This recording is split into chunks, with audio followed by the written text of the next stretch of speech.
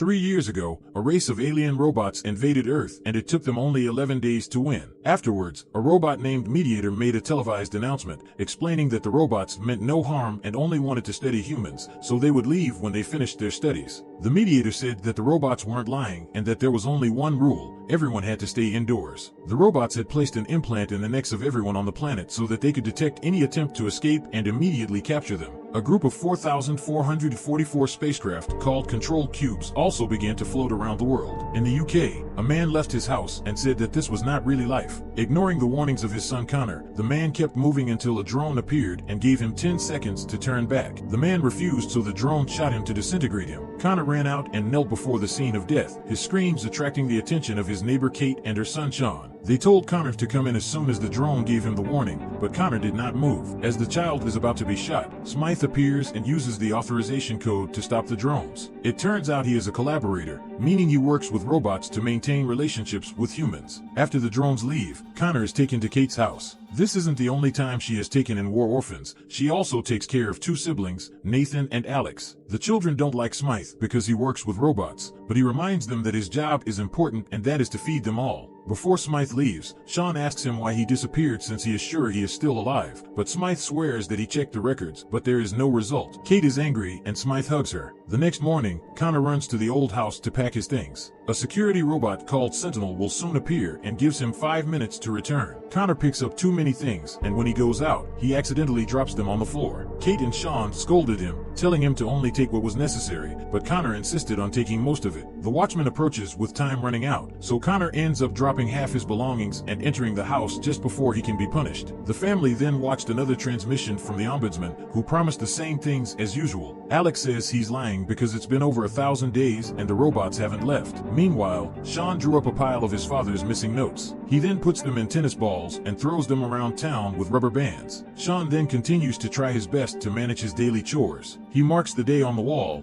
brings his mother tea when she is sad, and keeps himself fit by various methods such as boxing, walking up and down stairs, and lifting heavy objects. He also keeps sending missing notes and tennis balls. One afternoon, the kids hang out in the attic while Nathan tries to fix his video game console. Sean looks out the window and sees Smythe visiting his mother again, which upsets him. The kids know that Smythe wants to marry Kate after losing his wife and son, but they see him as a bad guy. Connor then turns on the battery to test the control panel, and Nathan receives a shock so strong that he is thrown across the room. The other S rush to check on him and discover that Nathan's implant has been turned off. Excited, they take turns playing the drums until all the implants are removed and celebrate with a little dance. At night, the kids leave the house without any robots coming out and they sneak into the dark to avoid being seen. On the way out, Connor picks up a tennis ball and they take turns carrying the drum. They end up at the railway museum and find a lot of candy in the store, so they eat as much as they can. Connor finds some fireworks and Nathan gets a lighter. Connor then gives the ball to Sean and he finds his drawing inside, but someone added a note. He said that his father was captured after the big battle, but everyone's records were still kept at the school. Then the kids ran towards the school and easily got in. They left Connor and the battery at the entrance to watch and went to investigate, but they only found a room with a strange machine. Suddenly they heard a noise, so they hid and watched Martin walk away with the records. They followed him until they found the records office and waited for Martin to leave. Then the trio started searching for the records. A lot of people have red crosses in their photos and they realize that means they are dead, but Sean's dad doesn't have a cross, which means he is alive. They also find out that Smythe killed his wife and son. Sean finds the area number in his dad's file and looks up the map and finds out that he is staying at a local hotel. Suddenly their implants start flashing, meaning that the effect is temporary and they need to recharge their batteries. When they run back, Connor notices the same thing and uses the battery, causing him to fly into a vending machine. Unfortunately, the teens failed to reach Connor in time and a guard arrived, quickly apprehending Nathan and Alex. Sean escapes and is tracked by a drone, but when the guards join the chase, he is surrounded and captured. Smythe arrives to stop the robot from shooting and admits to lying about Sean's father, explaining that if Kate was happy, he wouldn't be able to flirt with her. The teens are taken to the machine room and Smythe asks them how to turn off the implants, but they refuse to talk. At that point, two other associates bring in Martin, revealing that he has been sending messages from home using a flashlight and Morse code. Martin calls Smythe a traitor while the men replace his implants and painfully connect him to the machine. The mediator also intervenes as Martin screams in pain, explaining that the machine is performing a thorough scan to retrieve all of the person's memories. This does not kill her, but puts her in a catatonic state and will eventually kill her of so-called natural causes. The collaborators then replace Sean's implant and insert it into the machine for another scan. Sean begins taunting Smythe for his wife leaving him for another man, so Smythe angrily approaches to quiet him. However, the machine activates and hits him, causing him to fall as he pulls the cord. This stops the machine and frees Sean, whose new implant has been turned off. At the same time, Connor has snuck in and seen all this and runs to the lab to put things together. He then rushes into the machine room and shoots fireworks at the workers. While the men try to hide, Sean frees Nathan and Alex, and the group leaves the room while the mediator keeps watch. On his way out, Nathan enters the lab and turns on all the gas taps before dropping his lighter. The kids manage to run outside just before the building explodes. Minutes later, they hide in a bowling alley and use the battery to deactivate their implants again. As they discuss what to do, Nathan and Sean argue, but Alex quickly calms them down.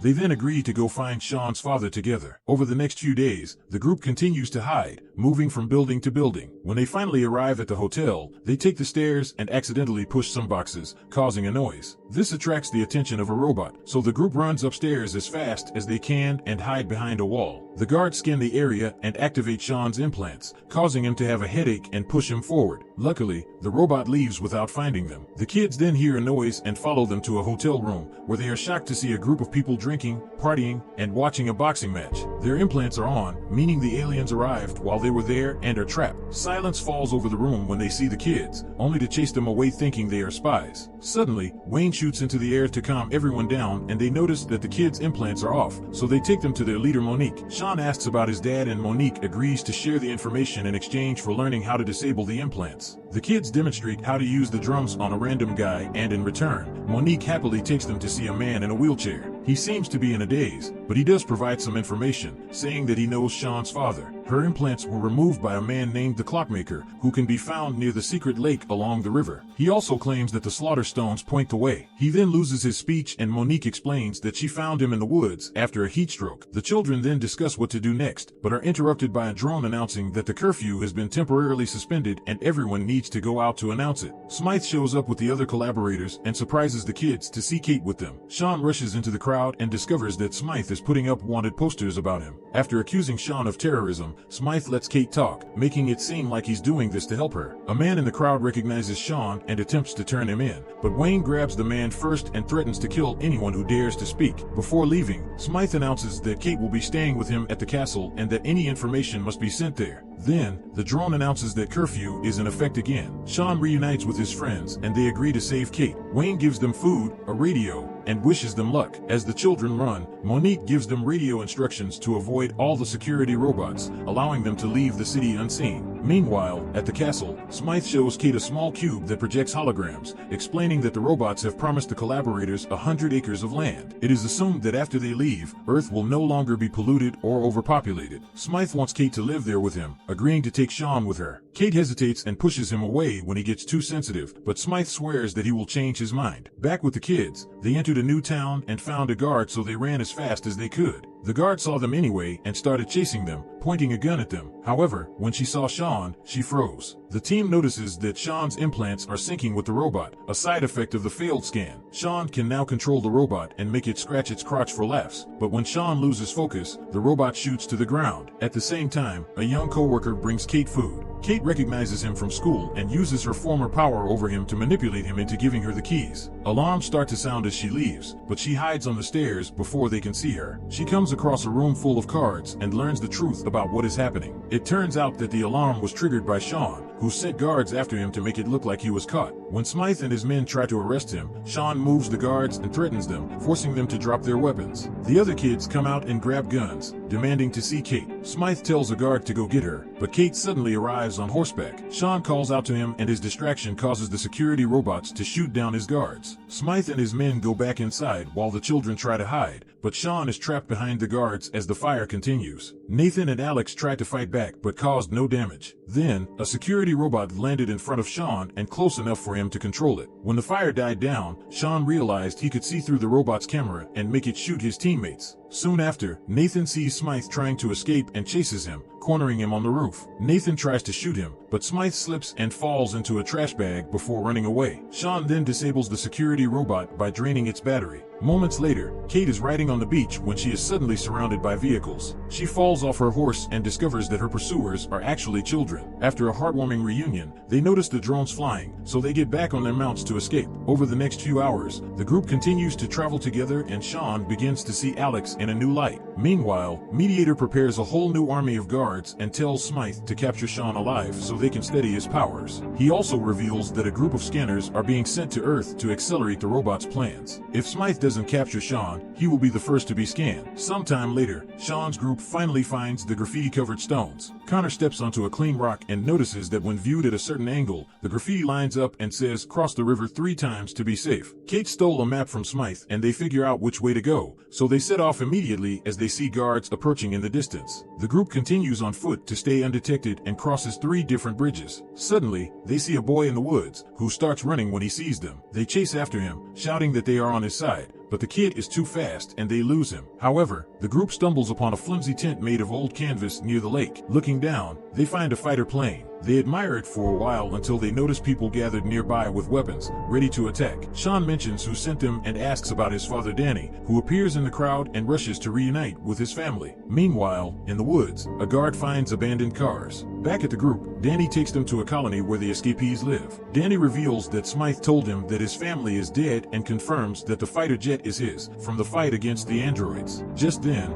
they see a drone flying over and everyone runs away. This happens often enough that the community is used to it. Danny then takes them to the watchmaker and the group has their implants removed, although Sean decides to keep his. Meanwhile, Smythe has captured Wayne and is trying to interrogate him. However, Wayne refuses to talk and insults Smythe, who activates the deep scan. We later learn that this is happening on the giant spaceship carrying the scanner. At the colony, Kate shares what she has learned. The deep scan puts you in a coma and kills you within a few days. The robot's plan is to deep scan every person on Earth to steal all their knowledge and creativity. That's why they've been on planet for so long. It takes a while to wipe out the entire human population. The kids want to fight using Sean's powers, but Danny tells them it's a losing battle and they're better off staying alive while hiding there. The next day, Danny shows Nathan how to use the plane, although he is not amused by Nathan's claim that he knows how to use a plane. Suddenly, a loud noise announces the arrival of the guards, the Mediator, and Smythe, who promise to spare everyone's lives if they rescue Sean. The crowd goes crazy and fights with Sean's family because they want to hand him over,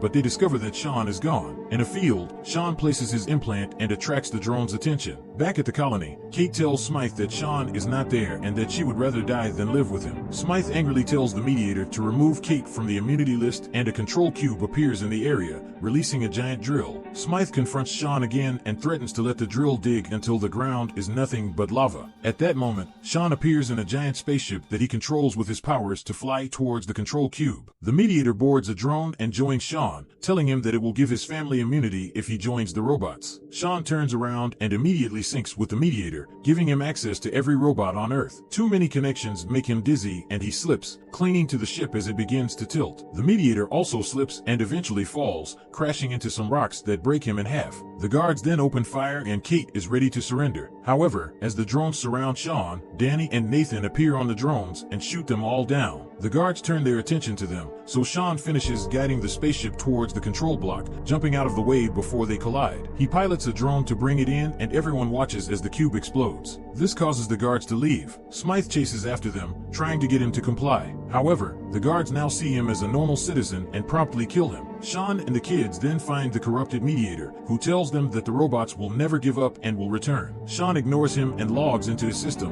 which gives him access to every robot in the world. The guards, sentries, and drones are quickly disabled while the control cubes are led into the sky, where they explode one by one, unleashing the entire planet. The use of this much power causes Sean to pass out, but Alex wakes him up with a kiss. The group then happily watches the blocks explode into the sky. That night, everyone holds a party to celebrate the event and erects a memorial for each of the fallen. Sean can't help but look up at the sky, wondering if the android will return. Subscribe to watch more videos like this, leave a comment about your favorite movie, and we will make it next. Thanks for watching.